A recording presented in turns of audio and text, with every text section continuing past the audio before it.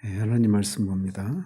하나님 말씀 사무엘하 15장 24절에서 37절까지 보겠습니다. 15장 24절에서 마지막 절까지, 좀 부분이 길어서 29절까지 같이 읽겠습니다. 보라, 사독과 그와 함께한 모든 레위 사람도 하나님의 언약궤를 메어다가 하나님의 궤를 내려놓고 아비아달도 올라와서 모든 백성이 성에서 나오기를 기다리도다. 왕이 사독에게 이르되, 보라, 하나님의 궤를 성읍으로 도로 메어 가라. 만일 내가 여호와 앞에서 은혜를 입으면 도로 나를 인도하사 내게 그 궤와 그 계신 데를 보이시리라.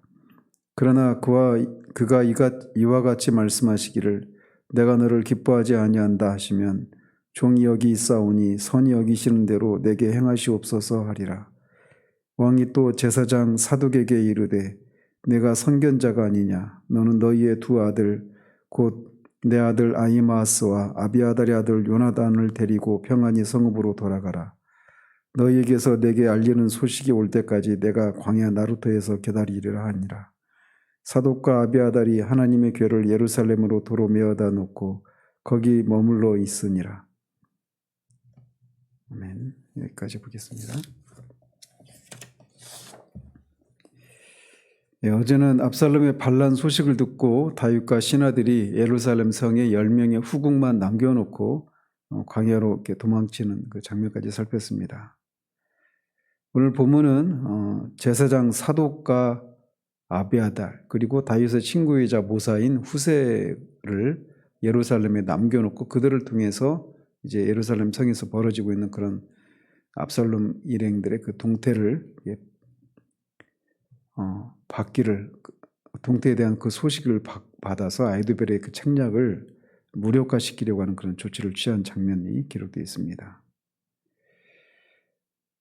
다윗과 함께한 백성들이 이렇게 예루살렘을 떠날 때 사독과 그와 함께한 레위 사람들도 하나님의 언약궤를 메어서 나옵니다.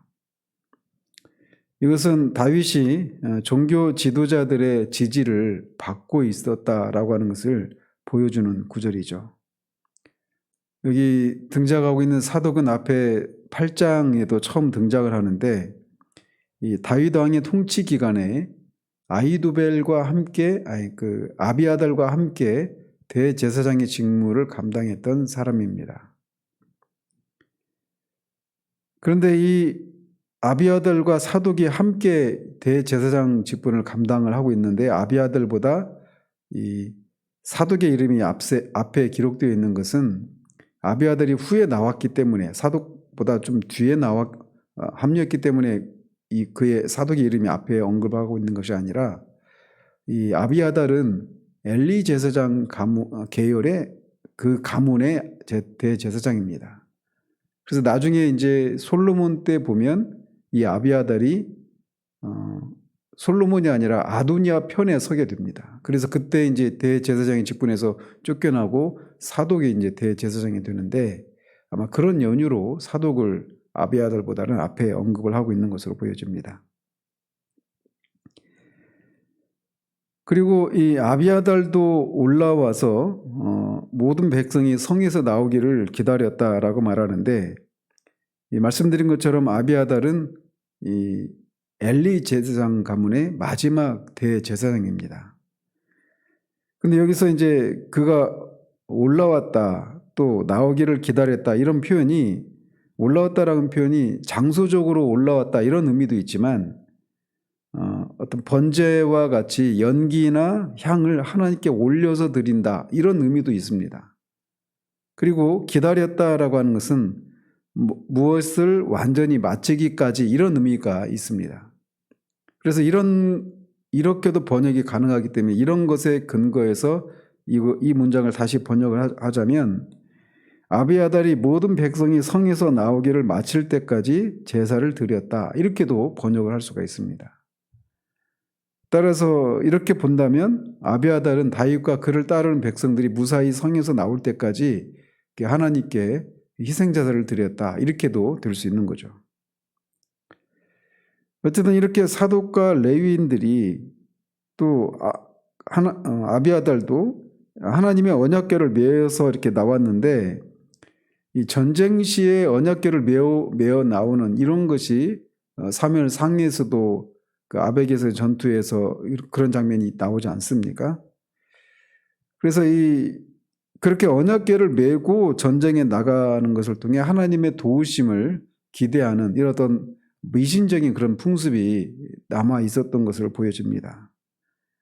그들에게는 언약궤는 하나님의 그 임재의 상징이었기 때문에, 그리고 그 언약궤가 함께하면 승리를, 하나님이 함께 하신다는 의미가 있기 때문에 승리를 보장해 준다라고 하는 그런 생각을 했던 것이죠. 그런데 이제 이미 그것은 앞에서 사무엘상에서도 말씀드렸지만 미신적인 그런 행위였던 거죠. 그런데 다윗은 그렇게 일반 사람들이 생각하고 있는 것과는 다르게 사독에게 언약궤를 도로 메어서 가지고 예루살렘으로 돌아가라라고 말을 합니다. 다윗은 왜 일반 백성들이 가지고 있는 것처럼 언약궤가 하나님의 임재의 상징이어서 언약궤가 함께하면 하나님이 함께 하신다는 의미가 있고 그래서 전쟁에서 승리한다 이런 생각을 가지고 있는데 그런 언약궤를 왜 다시 가져가라고 했을까요?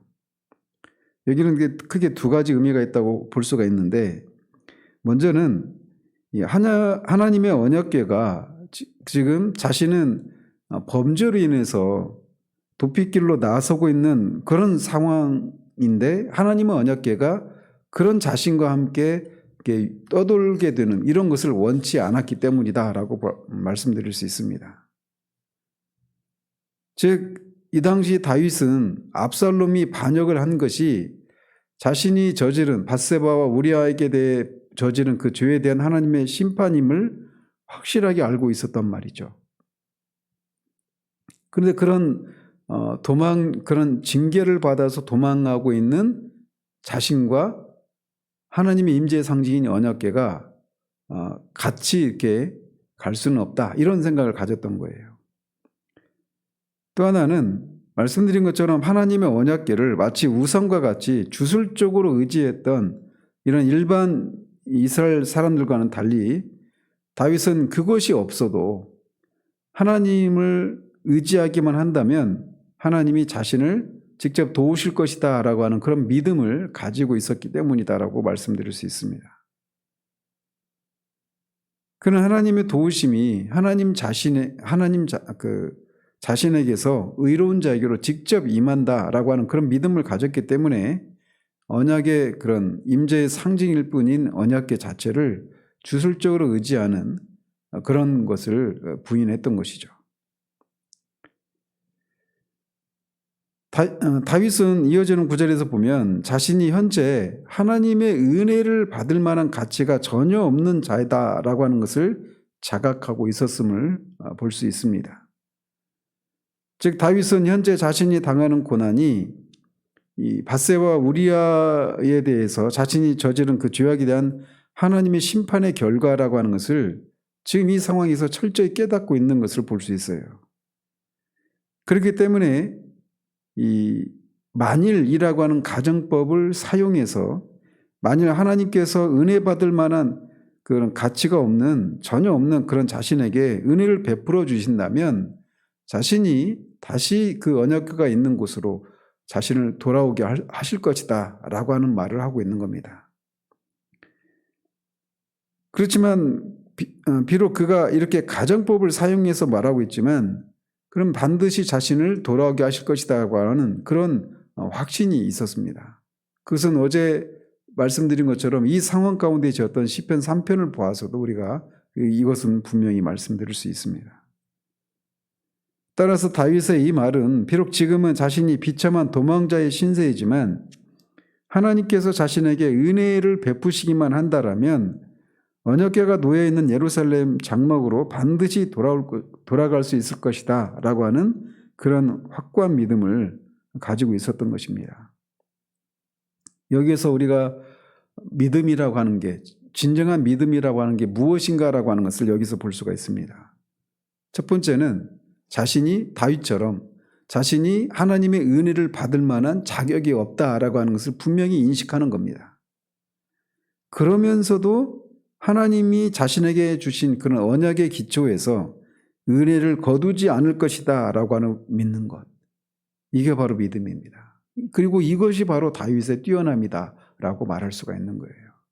분명히 자신의 죄로 인해서 징계를 받고 있는 그런 상황임에도 불구하고, 그럼에도 불구하고 하나님이 언약의 기초에서 자신에게 긍휼을 베풀어 주실 수 있다라고 하는 그런 믿음 말이죠.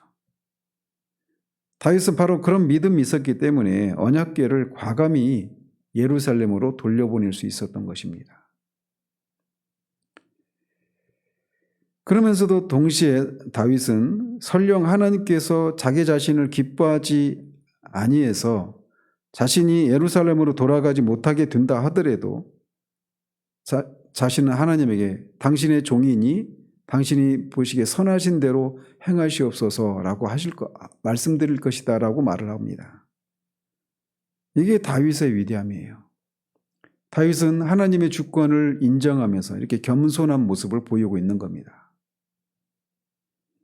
사실 이런 모습이 다윗이 이 시련을 통해서 자신의 죄를 인해서 이렇게 징계를 받는 이 일련의 과정을 통해 하나님을 향해서 한층 더 성숙한 그런 사람의 모습을 보여주고 있습니다. 마치 이렇게 혈기가 이렇게 빠진 채로 그러면서도 하나님을 향해서 이렇게 견고한 믿음을 가지고 있는 이 시련이 다윗을 이렇게 한층 더 성숙한 그런 모습을 하나님 앞에 보여주고 있는 것이죠. 그래서 자신이 하나님 앞에서 은혜를 구할 만한 그런 자격이 없는 그런 자신의 그 존재됨을 분명히 인식하고 있는 겁니다. 그래서 시편 51편에서 말하고 있는 것처럼 자신이 그 나단 선지자로부터 그런 책망의 말씀을 들었을 때 자신이 모태에서부터 죄악 가운데 출생했다라고 그렇게 고백을 하지 않습니까? 그 일이 있기 전까지는 그런 고백을 하지 않았단 말이에요. 자기 자신에 대한 그런 인식이 한층 더 깊어진 겁니다. 이런 죄악을 통한 그런 실패, 그리고 그것에 대한 하나님의 징계, 이런 과정을 거치면서 그렇게 자신에 대한 그런 인식을 더 깊은 이해를 가지게 되었단 말이죠.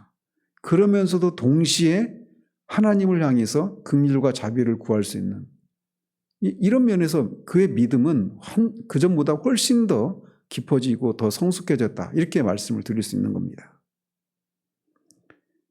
어쨌든 다윗이 이렇게 하나님의 주권을 인정하고 있는 이런 것에서 나오는 이런 겸손한 모습은 자기 자신에 대한 정확한 진단과 하나님의 하나님 되심에 대한 무조건적인 인정에서 나오는 그런 겸손이라고 할 수가 있습니다. 다윗은 자기가 하나님의 심판을 받아 마땅한 죄인이라는 사실을 인정하고 있습니다. 그러면서 그런 자신에 대해서 하나님께서 그런 자신에 대해서 냉혹하게 대하신다 할지라도 자신은 그분의 뜻을 기꺼이 받아들일 마음의 준비를 가지고 있는 겁니다. 이게 하나님의 뜻에 맡긴다라고 하는 것이 의미하는 것입니다. 하나님의 뜻에 전적으로 맡긴다라고 하는 것은 우리가 구하는 것에 대해서 어떤 그 결과마저도 하나님의 뜻에 맡기는 것, 이게 하나님 의지하고 하나님을 믿는 거예요. 우리가 원하는 대로 이루어지는 것만 그 하나님의 뜻에 맡기는 것이 아니라 결과마저도 하나님의 뜻에 맡기는 것, 이게 정말 진짜 하나님을 의지하는 거죠. 물론 다윗의 궁극적인 소망은 하나님의 은혜를 입어서 예루살렘으로 다시 돌아가서 신정왕국의 왕으로서의 그런 통치를 계속하는 것이었죠. 그렇지만 행여 하나님이 그것을 허락하지 않으셔서 압살롬에 의해서 패하게 하신다 할지라도 자신은 그런 하나님의 조치를 기꺼이 겸손히 받겠다라고 하는 하나님의 주권을 인정하는 이런 발언을 하고 있는 겁니다. 그러니까 이런 면에서 재차 말씀드리지만 다윗이 한층 더 성숙한 그런 모습을 보여주고 있는 겁니다. 다윗은 하나님 앞에서 이런 겸손함을 지녔기 때문에 뒤에서 시므이, 베냐민 지파 사람인 시므이가 다윗을 저주했을 때 요압이 그를 막 죽이려고 했을 때 그를 말리죠. 하나님이 그를 통해서 자신을 저주하게 하셨을지 모르니 그냥 가만히 내버려 두라. 이렇게 얘기를 하는 겁니다. 이런 하나님 앞에서 자기 자신에 대한 이런 것을 자기 자신이 그렇게 모태에서부터 죄악 가운데 잉태했던, 그래서 자신은 하나님의 은혜를 받을 만한 자격이 없는 사람이라고 하는 것을 인식하지 못한다라면 시므이가 이렇게 할 때 그냥 단칼에 그를 죽여버리지 않겠습니까? 근데 그렇지 않아요. 하나님의 주권을 인정하는 이런 겸손한 모습을, 온유함을 보일 수 있단 말이죠. 온유함이 바로 이런 겁니다. 온유함이라고 하는 것은, 온유한 자는 복이 있다라고 하실 때 그 온유함이라고 하는 것이 바로 그런 거예요. 하나님의 판단에 자신을 완전히 맡기는 겁니다. 그래서 주변의 상황, 주변의 어떤 사람들이 자신을 어떻게 생각하든지 그거에 괴념치 않는 겁니다. 온유함의 모습이 여기서 드러나고 있는 것이죠. 다윗의 이런 모습은 절대 주권을 가지고 공의로 모든 일을 판단하시는 하나님 앞에서 우리가 마땅히 가져야 할 그런 모습이라고 할 수가 있습니다. 저는 이런 모습을 보면서 막 굉장히 제가 사모되어지는 모습입니다. 하나님 앞에서부터 막 막 하나님을 위해서, 하나님의 영광을 위해서 막 그렇게 혈기방자한 그런 모습으로, 그렇게 그런 모습도 아니고, 그렇다고 해서 또 하나님 앞에서 아무것도 아니다라고 하는 그런 생각만 가진 채 그냥 코를 빠뜨리고 있는 그런 모습도 아닌, 하나님 앞에서 자신의 모습을 정직하게 정확하게 인식하면서도, 그러면서도 그렇기 때문에 그 하나님의 주권을 인정하면서도 여전히 하나님의 전적인 은혜와 긍휼을 구하고 있는 이런 모습 말이죠. 그 온유한 모습, 그 겸손한 모습, 이게 우리가 마땅히 도달해야 될 그런 모습이라고 할 수가 있어요. 아무튼 다윗은 사독과 아비아달 두 사람에게 언약궤를 메어서 다시 예루살렘으로 돌아가라고 하면서 자신은 광야 나루터에서 기다리겠으니 그들의 두 아들 아히마아스와 요나단에게 그 궁정에서 일어나고 있는 그런 동태를 살펴서 자신에게 소식을 전하게 해달라, 이렇게 부탁하면서 그들을 돌려보냅니다. 이 광야 나루터는 이제 요단강을 건너기 전에 가나안 경내의 그 마지막 지점에 있는 그런 지역입니다. 아직은 다윗이 거기까지 도달하지는 않았지만 이제 거기까지 가서 기다리겠으니 두 아들들에게 그 동태를 자신에게 알려달라, 이렇게 얘기를 하고 있는 겁니다. 그러자 두 사람은 도로 언약궤를 메어서 예루살렘으로 메어다 놓고 거기 머무르게 됩니다. 다윗은 이렇게 예루살렘 성을 나와서 감람산 길로 올라갈 때 머리를 가리고, 풀어 헤쳐서 머리를 가리고 맨발로 울며 갔고, 그를 따르는 백성들도 자기들의 머리를 가리고 울며 같이 동행을 하면서 이렇게 예루살렘 성을 빠져나옵니다. 다윗이 취한 이런 행동들은 그가 아들에게 쫓기는 것에 대한 슬픔과 또 두려움, 그리고 하나님 앞에서 자신의 죄를 회개하고 낮추는 겸손한 모습을 보여주고 있는 겁니다. 한편 백성들이 다윗이 울 때 함께 이렇게 울고 동행하는 이런 모습은 다윗이 백성들로부터 얼마나 존경을 받고 있는가, 이런 모습을 보여주면서 또 동시에 이 고통당하는 자와 함께 우는 이런 신앙인의 참된 모습을 보여주는 것이다 라고도 볼 수 있습니다. 다윗이 그렇게 슬피 울면서 감람산을 오를 때 어떤 사람이 다윗의 모사였던 아히도벨이 압살롬의 모사가 되었다라고 하는 소식을 전해줍니다. 아히도벨은 뒤에서도 그 아히도벨에 대해서 평가가 나오지만 당시 이 가장 뛰어난 책사가 아히도벨이었다, 이렇게 평가를 내리는 인물이, 그리고 평생을 자신의 모사로 살아왔던 아히도벨이 압살롬 편에 붙었다, 이 소식은 이 다윗에게 굉장히 큰 충격이었을 것입니다. 그 소식을 들은 다윗은 이 반란자의 무리에 가담해서 이제 각종 모략을 베풀 아히도벨의 책략이 무산되기를 하나님 앞에 간절히 호소하며 기도합니다. 결국 이 아히도벨은 훗날 자신의 그런 계획이 압살롬이 자신의 계획이 아니라 후세의 계획을 듣는 것을 통해서 결국 자신의 계획이 무산된 걸 알고 고향 땅에 들어가서 스스로 목을 메어 죽죠. 다윗의 모사 아히도벨이 압살롬에게 붙은 것과는 달리 다윗의 또 다른 모사이자 친구인 후세가 다윗을 맞으려고 그렇게 다윗이 하나님을 경배하는 마루턱, 즉 감람산 정상에 오를 때 그렇게 후세가 달려옵니다. 하나님을 경배하는 마루턱이라고 하는 것은 이제 감람산, 마루턱은 정상을 가리킵니다. 산 정상. 근데 그 하나님을 경배하는 마루턱 이렇게 말을 하고 있어서 아마도 감람산 정상에 어떤 비정규적으로 예배하는 그런 장소가 있었던 모양이에요. 그런데 이렇게 다윗이 그곳에서 하나님께 예배를 드렸는지는 정확하지는 않지만 어쨌든 하나님과의 교제를 상징하는 거룩한 장소로 다윗이 오르고 있을 때, 그런 장소를 언급하고 있을 때 이 후세가 달려왔다. 이 얘기는 이 다윗이 방금 전에 아히도벨의 그 계략이 무산되기를 하나님 앞에 기도했던 그 기도에 대한 응답의 결과다. 이렇게 볼 수도 있습니다. 바로 그때 후세가 달려오는 것을 본 것이죠. 따라서 아히도벨과 달리 끝까지 자신을 돕고 그를 동정하며 달려온 이런 후세를 보면서 다윗은 큰 위로를 얻었을 것입니다. 그런데 다윗은 그 후세에게 후세가 자신을 따르게 되면 압살롬에게 어려움을 당하게 될 것이다 라고 말을 하면서 사독과 아비아달처럼 예루살렘으로 돌아가라 라고 말을 합니다.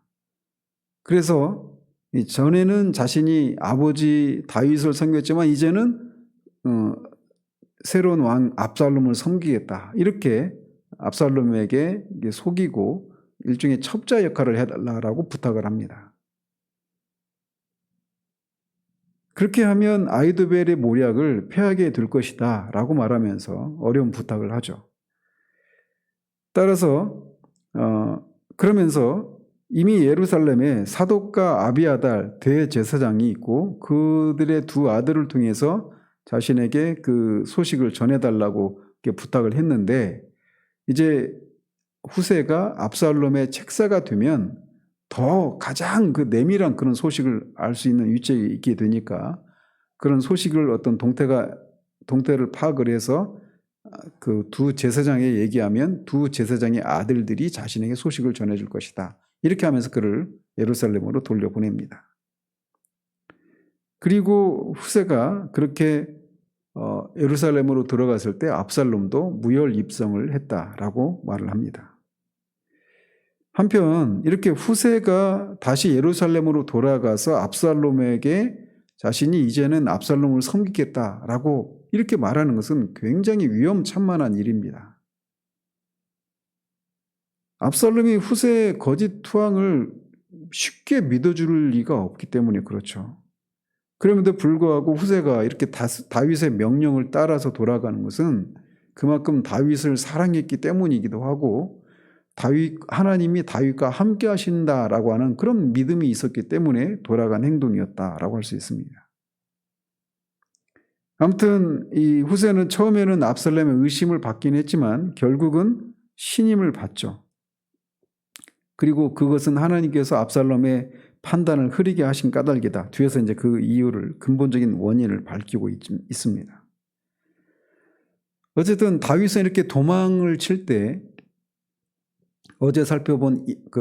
그제 살펴본 이때나 또는 이 사독과 아비아달 그리고 또 후세와 같은 그런 조력자들이 있었던 것을 볼 수가 있습니다. 환난을 당할 때 그런 같이 울어주고 같이 동참해주는 그런 조력자들이 있는 것만큼 든든한 것이 없어요. 그런데 다윗에게 있어서 진정한 조력자는 바로 하나님이십니다. 하나님은 이렇게 다윗의 죄로 인해서 이런 심판을 행하시는 가운데서도 이런 조력자들을 통해서 하나님이 그에게 긍휼과 자비를 베풀어 주고 계신 것을 우리가 여기서 볼 수가 있는 겁니다. 그래서 이렇게 징계 차원에서 겪고 있는 시련 가운데서 다윗이 자신의 죄를 인정하고 회개하면서 그 하나님의 절대적인 주권을 인정하면서도 여전히 하나님의 긍휼과 자비를 구하고 있는 이런 온유하고 겸손한 이런 다윗의 기도에 하나님이 즉각적으로 응답하셔서 후세를 보내주시지 않습니까? 하나님은 이렇게 우리의 죄를 인해서 때리시지만 또 어루만져 치유해 주시는 그런 하나님이시다라고 하는 것을 우리가 여기서 볼 수가 있는 겁니다. 그리고 앞에서도 말씀드린 것처럼 이런 과정을 통해 다윗이 자기 자신에 대한 한층 더 깊은 그런 이해, 그러면서도 여전히 하나님을 향한 그런 믿음, 이런 과정을 통해서 다윗은 이전보다도 훨씬 더 성숙한 그런 신앙인의 모습을 보여주고 있습니다. 시편 3편이 우리에게 그걸 보여주고 있는 거예요. 그래서 어쩌면 이런 시련, 이 죄로 인한 실패를 통해서 이런 심판이라고 하는 징계를 받는 이런 시련이 있기 전보다 훨씬 더 성숙하고 깊은 그런 신앙인의 모습으로 그렇게 가고 있는, 그 변화되어 가고 있는 다윗의 모습을 봅니다.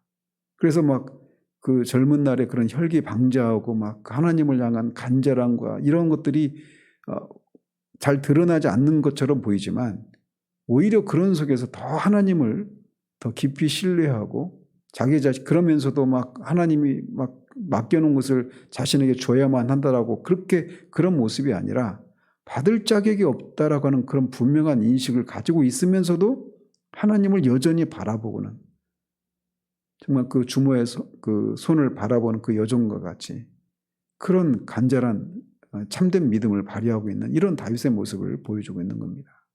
그래서 우리가 어떤 죄를 지었든 어떤 실패를 했든 하나님이 이런 분이시기 때문에 우리가 하나님 앞에 나아갈 수가 있는 겁니다. 그리고 그런 실패와 이런 어떤 넘어짐을 통해서 하나님은 오히려 우리를 더 우리 자신에 대한 이해를 더 깊이 하게 하고 하나님의 긍휼과 자비가 얼마나 큰가라고 하는 것을 알게 하시는 것을 통해 정말 모든 것이 합력하여 선을 이루시게 하는 그런 분이심을 우리가 이 모습에서도 볼 수가 있는 겁니다.